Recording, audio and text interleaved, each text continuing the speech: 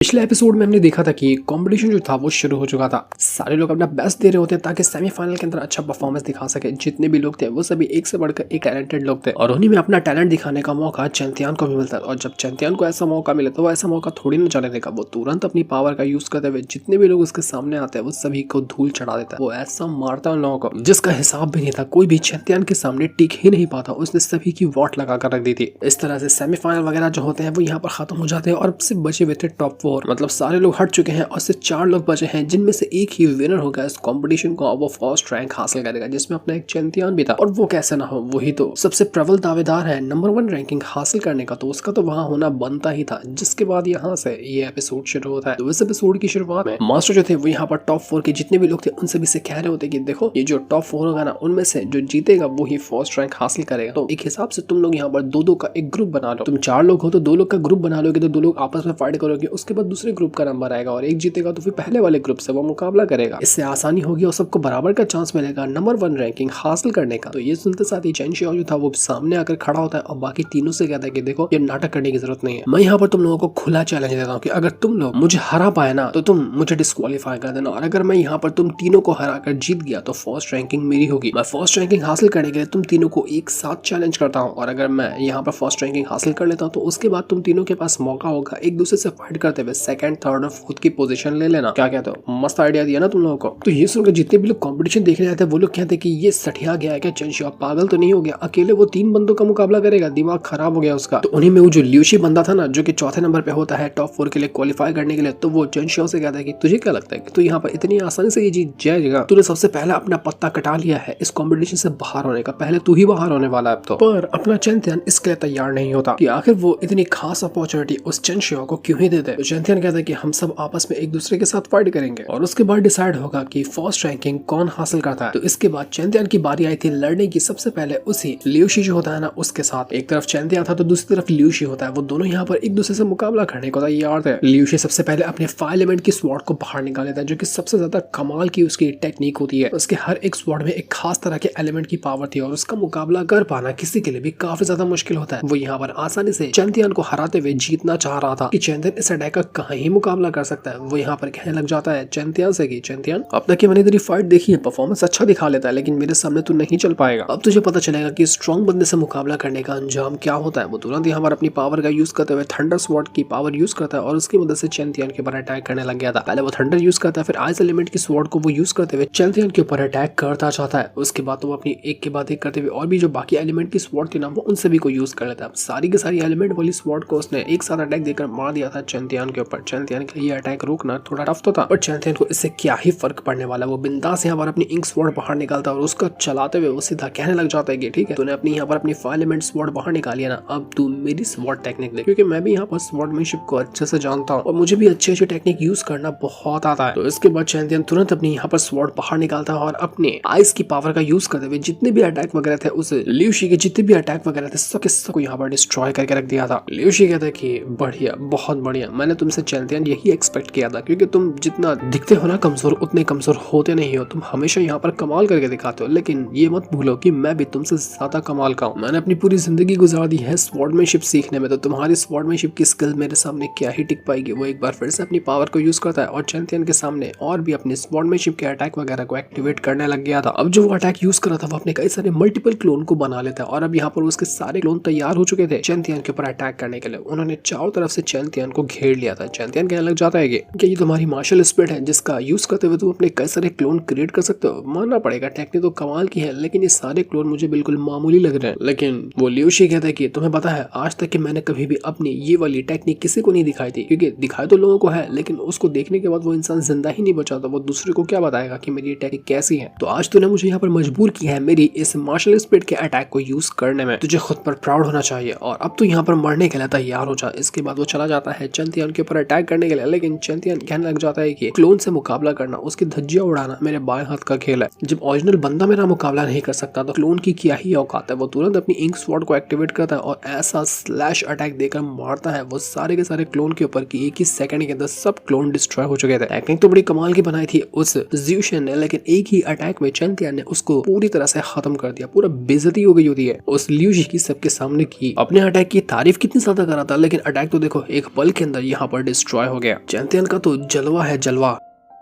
दांतियान भी दूर से यहाँ पर चैंपियन के अटैक वगैरह को देख रहा था। वो कहता है कि दांतियान, चैंपियन के जितने भी अटैक है ना वो सब कमाल के तो हैं, लेकिन उसमें कहीं कहीं छोटी छोटी गड़बड़ी भी है। अगर चैंपियन अपने हर एक अटैक को अच्छे से कंट्रोल करते हुए यूज करे ना तो इसके अटैक और ज्यादा स्ट्रॉन्ग हो सकते हैं। लेकिन आखिर मैं इसको टिप क्यों दूं? अभी तो मेरा भी नंबर आने वाला है इसका मुकाबला करने में। चैंपियन उस ल्यू शी के ऊपर एक के बाद एक करते हुए कई सारे अटैक करता है। उसके जितने भी अटैक थे वो सब एक्स्ट्राऑर्डिनरी थे। पर तब ल्यू शी जो होता है वो एक बहुत ही मिस्टीरियस टेक्निक को यूज करता है और उसकी मदद से वो यहाँ पर चैंपियन को एक फॉर्मेशन के अंदर ट्रैप कर चुका था। वो फॉर्मेशन ऐसा था कि ये टाइम लैप्स को ना कंट्रोल करता है। मतलब एक बार ये फॉर्मेशन के अंदर कोई ट्रैप हो जाए ना तो उसकी जिंदगी या तो बहुत तेजी से बढ़ने लगेगी या तो बहुत तेजी से कम होने लग जाएगी। इससे होगा ये कि बंदा अपनी पावर को खोना शुरू कर देगा। इस फॉर्मेशन के अंदर हेवन और अर्थ की पावर आपस में मर्ज होती है, जिसकी वजह से अगर कोई कल्टीवेटर इस फॉर्मेशन के अंदर फंस जाए ना तो उसके पास हेवन और अर्थ की पावर हो उससे फर्क नहीं पड़ता, पर तब भी ये फॉर्मेशन उसकी वाट लगा सकता है। चैंपियन ये देखकर एक पल के लिए थोड़ा सा हैरान हो चुका था कि फॉर्मेशन तो बड़ा कमाल का है। वो ल्यू शी कहता है कि क्या हुआ चैंपियन, मुझे लगता है कि तू इसको ब्रेक नहीं कर सकता, तेरी हालत खराब हो गई है। इस फॉर्मेशन को सिर्फ देखते ही मुझे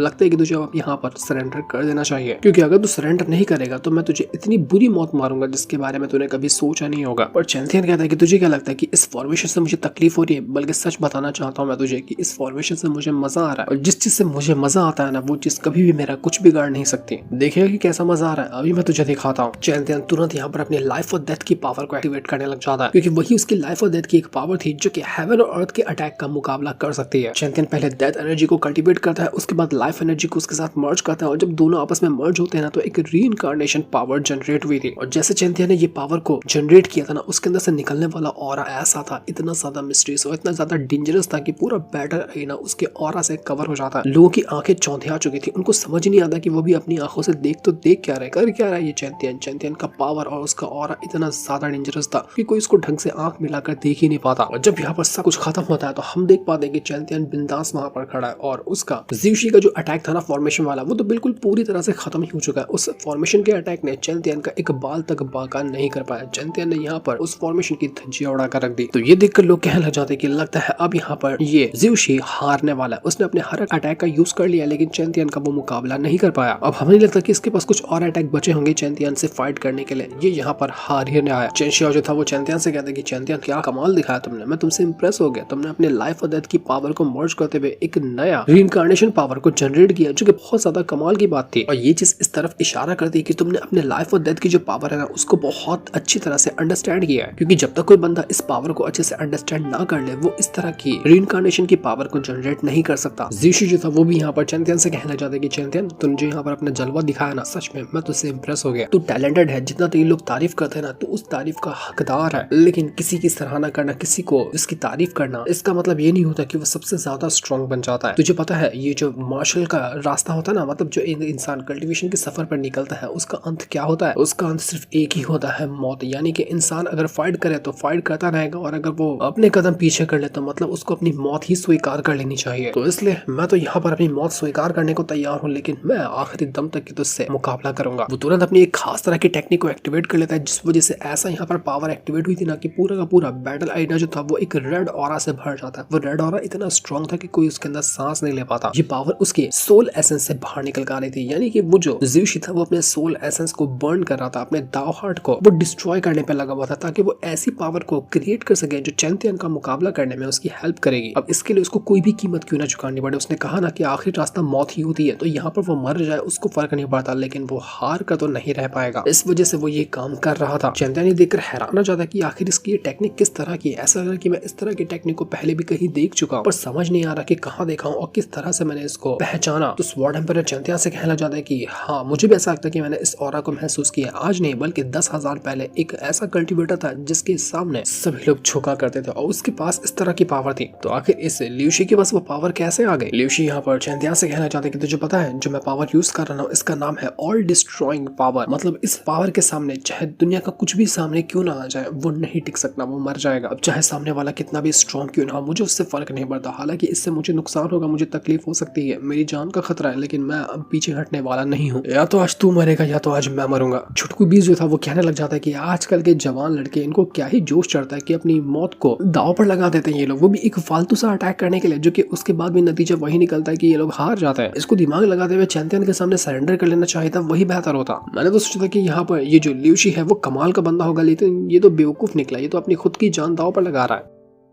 वो जितनी भी पावर थी उस लिu शी की, वो सारी की सारी चैंपियन के अंदर जा रही थी, और इससे होता ही कि चैंपियन खुद की भी पावर को उतना अच्छे से सेंस नहीं कर पा रहा था जैसे कि बाकी लोगों के साथ भी हो रहा था। जो भी इस ऑरा के अंदर जाता ना, वो अपनी पावर को अच्छे से यूज ही नहीं कर पाता। वही हाल चैंपियन के साथ भी हो गया था। तो लिu शी कहता है कि क्या हुआ चैंपियन, डर लग रहा है तुम्हें? जो फीलिंग तुम्हें आ रही है ना, उससे 10 गुना ज्यादा दर्द मुझे यहाँ पर फील हो रहा है, लेकिन मुझे उससे फर्क नहीं पड़ता, क्योंकि मुझे मेरा रिजल्ट नजर आ रहा है कि मैं तुम्हें एक बार हरा दिया तो सारे दर्द को मैं झेल जाऊंगा। तो यहाँ पर चैंपियन जो था वो आवाज लगाते हुए उस लिu शी से कहने लग जाता है कि लिu शी, तुझे पर तेरे एम्पायर का नंबर 1 कल्टीवेटर कहते हैं ना, लेकिन एक बात तुझे बता देना चाहता हूँ कि जिसको लोग नंबर 1 कल्टीवेटर कह रहे हैं वो एक मामूली सा कल्टीवेटर है, जिसके पास कुछ भी खास पावर नहीं है। जो चीज मैं तेरे इस अटैक को एक्सपीरियंस करने के बाद बता रहा हूँ, मैंने इसको कुछ ज्यादा ही स्ट्रॉन्ग समझ लिया, जबकि तूने इस अटैक को अच्छे से अभी तक समझा भी नहीं है। तो ये सुनकर वहां पर वो लिu शी कहने लग जाता है कि नहीं, ये नहीं हो सकता, तू यहाँ पर मेरे अटैक को मुझसे ज्यादा बेहतर तरीके से कैसे समझ सकता है, जबकि मैंने इसको सीखने में कितना टाइम लगाया। तो चैंपियन कहता है कि तुझ जैसे बचकाने के लिए ना ये अटैक बिल्कुल अनोखा होगा, लेकिन मेरे लिए ये अटैक अनोखा नहीं बल्कि एक मामूली चीज है। हाँ, और तो क्या कह रहा था कि